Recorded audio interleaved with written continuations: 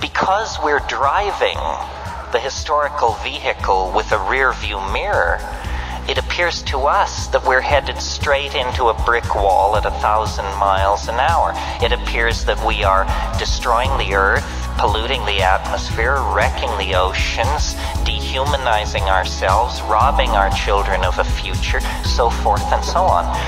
I believe what is in fact going on is that we are burning our bridges.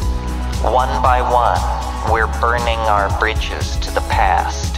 We cannot go back to the mushroom-dotted plains of Africa or the canopied rainforests of 5 million years ago. We can't even go back to the era of cayuse and six-shooter of 200 years ago. We have burned our bridges. We are preparing for a kind of cultural forward escape.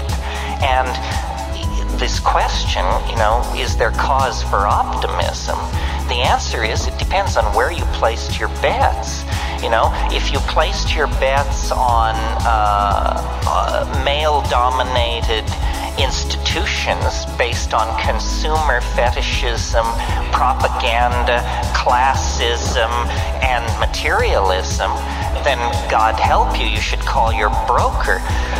If, on the other hand, you've recognized that a lifeboat strategy is involved here, that what is really important is empowering personal experience, backing off from consumer object fetishism, freeing the mind, empowering the imagination, then in that case, I think you can feel pretty good about what is going on.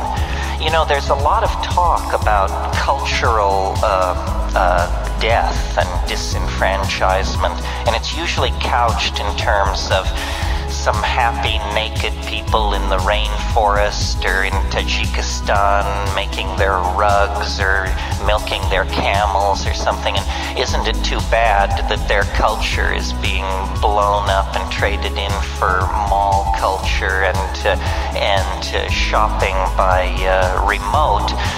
But in fact, all culture is being destroyed.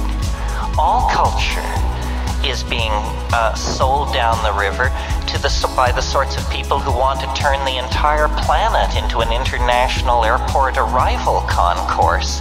And that's not the victory of somebody's culture over somebody else's culture. Nobody ever had a culture like that. That's just the victory of schlockmeisterism and crapola over good taste and good sense.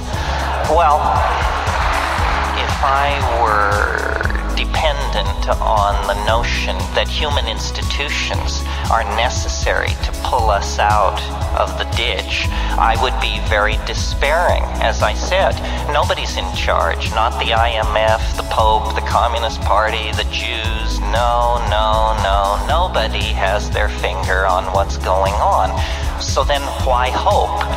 Isn't it just a runaway train out of control? I don't think so. I think the out-of-controlness is the most hopeful thing about it. After all, whose control is it out of? You and I never controlled it in the first place. Why are we anxious about the fact that it's out of control? I think if it's out of control, then our side is winning.